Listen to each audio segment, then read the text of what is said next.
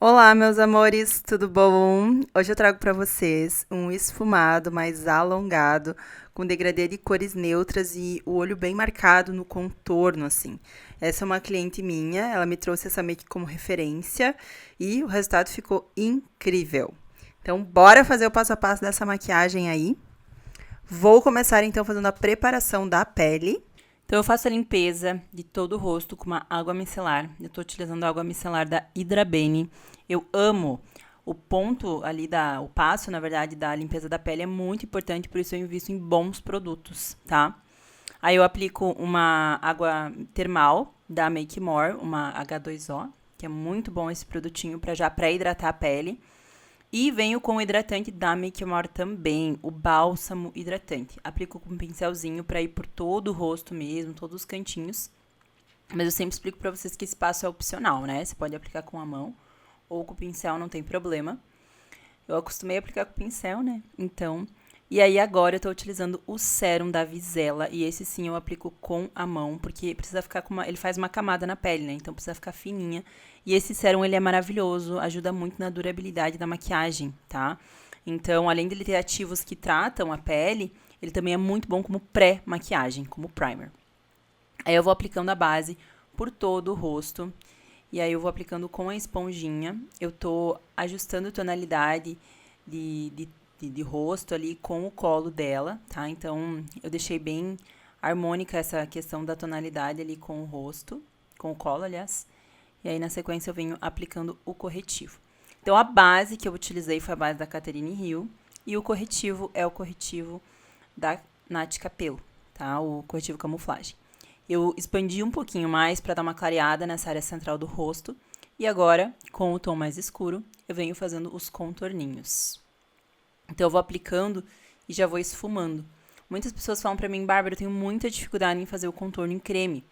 E para isso, para você ter mais facilidade, é muito importante você observar o pincel que você está usando. Ele tem que ser um pincel macio na ponta, porém ele tem que ter firmeza, porque se for um muito molengo, tipo um pincel comum de blush, às vezes você não vai conseguir esfumar, tá? Então eu aplico, esfumo e depois eu venho dando acabamento com a esponjinha, né? Porque às vezes esses finais, assim, do contorno, acaba ficando um pouquinho mais definido, né? Então, durante a maquiagem, na verdade, é muito aplicação, volta para dar acabamento. Pro nariz, eu utilizo um pincelzinho menor e depois volto para dar acabamento também. Então, é muito sobre isso, tá? Ali no cantinho acabou ficando um pouquinho marcadinho, mas depois eu vi e arrumei, então bem tranquilo.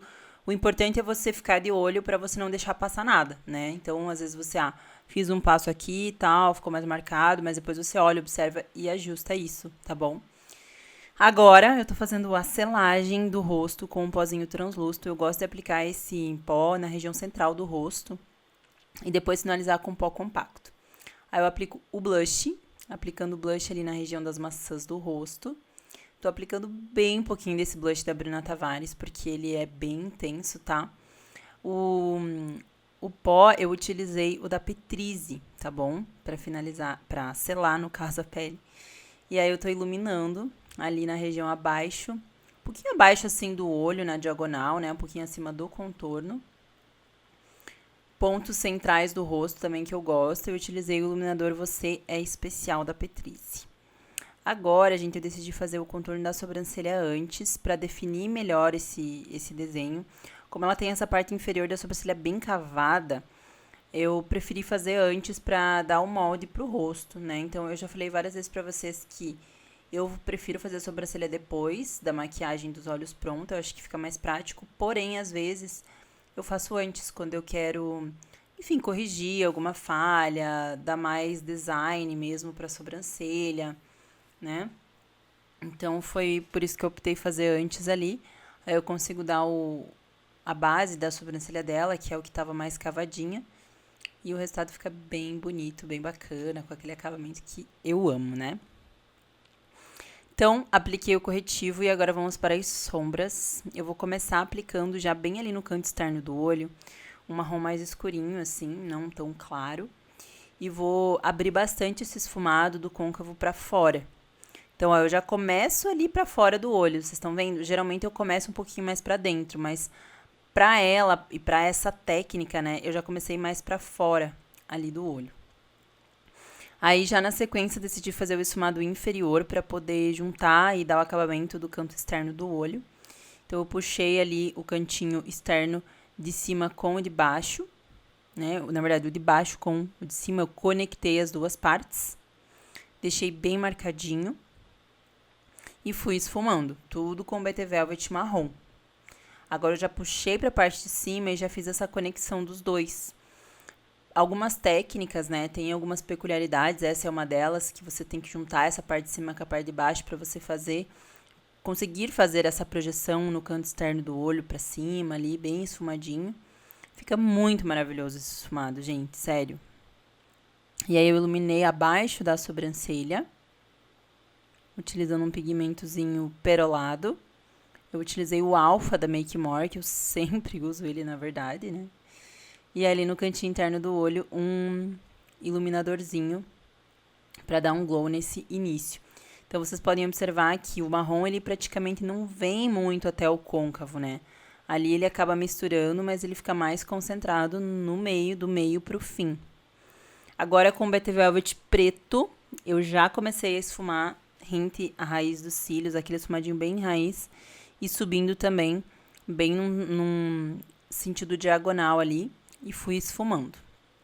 Nesses casos, eu sempre aconselho vocês a trabalhar com BT Velvet, porque se você aplicar a sombra preta, não vai ser a mesma coisa, ela não vai fixar tão bem. Então, aplica ali bem bonitinho e depois esfuma o lápis agora dentro do olho. Aplica bem, aplica com vontade o lápis dentro do olho. Gente, não deixa aquela falhinha na raiz dos cílios, tá?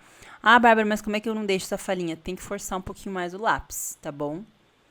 Agora, aquele delineadinho que a gente ama, bem fininho no canto interno e no canto externo. Ele vai alongando para fazer essa projeção mais para cima. E aí, eu esfumo no canto externo para deixar com efeito de delineado infinito. Olha que esfumado mais maravilhoso! Agora, colei os cílios postiço. Então, como ela tem um olho grande, ela comporta uns cílios mais elaborado, né? Uns cílios um pouquinho mais marcante. Então, é uma coisa que eu sempre também observo na hora de escolher o cílio postiço. E aí, vamos para a aplicação do batom. E eu escolhi um tomzinho ali que ficasse bem harmonioso com o tom dos olhos, mas que ao mesmo tempo desse um destaque para a boca. Já que eu sempre pergunto para minha cliente, você gosta de boca mais nude, boca mais rosé? Eu gosto de perguntar, porque se ela gosta, por exemplo, de uma boca mais rosé, e a maioria dos olhos que eu faço são olhos mais neutros que vão, tudo bem, né? Agora, se fosse uma cor muito específica nos olhos, daí eu já daria outra opção para ela, né? Ou aplicaria direto um nude, assim. Aí eu finalizo com uma bruma. Utilizei a bruma do Tofa, que é maravilhosa para fixar a maquiagem. E esse é o resultado, amores. Olha que poderosa! Ela ficou muito linda e eu fiquei muito feliz, porque ela também amou o resultado da maquiagem. E vocês, gostaram? Então comenta aí se você curtiu essa make na minha cliente, se vocês estão gostando das makes em cliente, é muito importante pra mim. Se inscreve no canal também. Um beijo e até o próximo vídeo.